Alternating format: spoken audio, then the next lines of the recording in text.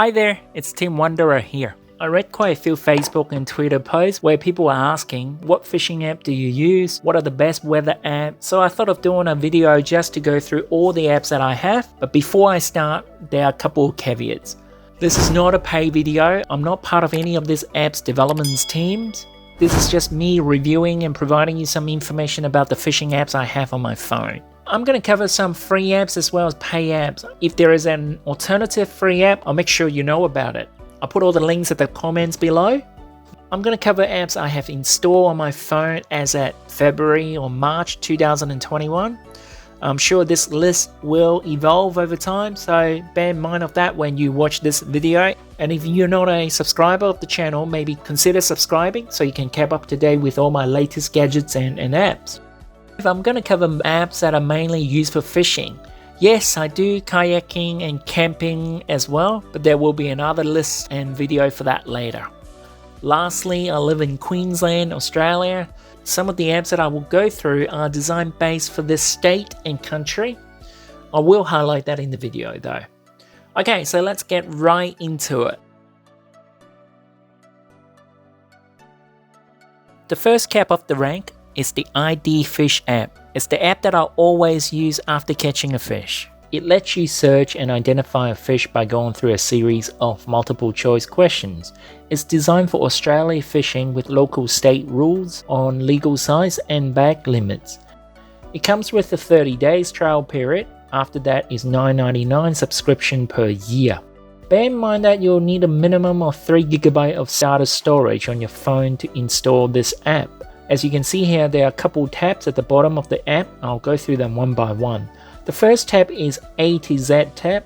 It's a very extensive database on all the local fish we have in Australia. If you know the fish you're looking for, you can also search for it. You don't have to enter their scientific name. It can just be a common name like sweet lip instead of their formal name like grass emperor. Once you have found the fish, you can drill down into the specific page, which provides a lot more information, such as pictures of different variations of the same fish, their legal size and bag limit in your state, closure period, if any. As you scroll across to different sub-tabs inside the app, it will show you where the fish is commonly found, what bait and rigs are best suited for this fish, and how good eating it is. You can even click this button here to compare differences. What makes this app great is their user-friendly interface that lets you search for a fish by answering a series of multiple choice questions. The more answers you can provide, the more it can narrow the search results. Take this picture of a recent fish my friend has caught in Moreton Bay in Queensland as an example. Right away I know it's an amberjack. And if you follow the app to answer all the questions, it will also correctly identify that fish for you. Over the years, the app has introduced other functions like trip logs, achievements, communities, etc. But its core value is really its extensive fish database and a very powerful search engine. I don't use the other functions much, but for $9.99 a year, I think this app is great just on its ability to ID fish. Alright. Next, if you live in Queensland and don't want to fork out $9.99 a year for the idFish app, this next app is the free alternative. It's the official fishing app published by the Department of Ag and Fisheries in Queensland. Its main three functions are fish identification by submitting a photo, interactive map of fishing zone, and a fish database. To ID a fish, all you need to do is submit a photo of that fish. It then automatically finds the best match to that photo, like what I'm showing you here. You can also check out their database, which shows the legal size and bag limit in Queensland. On top of the fish ID function, I used this app most for pinpointing my current fishing zone. The last thing I want is to be fishing in the green zone or have more than 2 rods in the yellow zone. Overall, this is a great little free app to complement the idFish app that I already have, and I won't go fishing without it.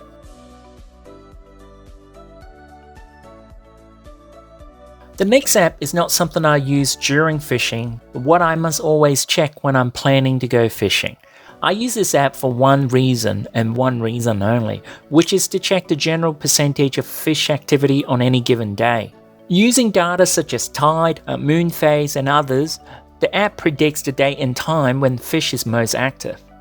Truth to be told though, I have had experience where I caught nothing on a 90% day and have caught fish on a 10% day. Regardless, I always check this app first before I go out fishing. The app is free to download and use, and it provides a percentage in the next few days. If you want to see a day further away in the future, you will need to pay for the once-off subscription. The next couple of apps are what I use to plan for fishing as well as during fishing. The first one is a boating, marine and lakes app from Navionics or Navionics.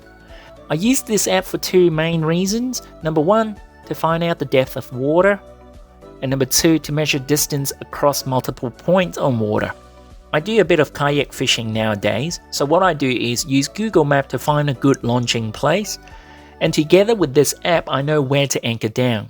Inside the app you can configure the map with different overlays and colors to suit your preference. The app is not designed just for Australia, so you might also want to configure it with local units like Celsius and kilometers. It does cost about $23 US a year for subscription to use this app. However, you can visit their website as they have published an online and interactive chart viewer. Now the user interface is not going to be as good and as responsive as the app, but it provides the same data. So if you're kayaking or doing land-based fishing, I thoroughly recommend using this app. The last thing you want is going out on a low tide and you're fishing in knee-deep water. The next app requires very little or no introduction, as most of you are already using it, and if not, you should. This app is the Willy Weather app. It's a free app and you can download it for Android or iOS. Because it's a free app, it does come with advertisement inside the app. I interchangeably use the Willy Weather app as well as their website. They provide the same data, but just slightly different user interface. For those people who are new to fishing or kayaking, you should always check your tide time, temperature, rain forecast, wind speed and direction before heading out for fishing. Willy Weather gives me all that information on a simple, easy to read chart. You can configure what items to put on the chart, and you can scroll forward to check the forecast of a future date. It's definitely an app I cannot live without. The next app is Fish Angler. I've only started using this app about 3 months ago. I'm not fully across all the functions yet, but I'm already liking it a lot, and I'm using it more frequently than Willy Weather. There are two things I like about it. First, a single page summary showing all the fish forecasts, weather forecasts, wind forecasts and tide times. Number two, there is a community feed where people can upload photos of fish that they have caught near me.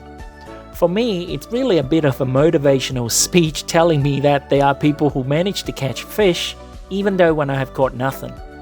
This app is free, surprisingly actually, and is fast becoming my favorite fishing app. This is a bonus app. This is not just a fishing app, but one that I look at whenever I have a bit of free time. It's an interactive app that shows you step-by-step instruction on how to tie knots for various occasions like fishing, camping, and what have you. You can adjust the speed of the video, play it forward, play it backward, change the viewing angle. There are lots of knots to tie here. That's a bit of a mouthful. And I'm only scratching the surface here. It's $5.99 once-off payment. And yeah, I do probably look at it once every couple of weeks. Alright, that's it. That's all the apps I have on my phone which I use for fishing. I hope you have enjoyed the video, and if you do find something useful in here, please smash the like, share and subscribe buttons. Really appreciate that. Okay, until next time, it's TimWanderer. I'll see you out in the water. Bye.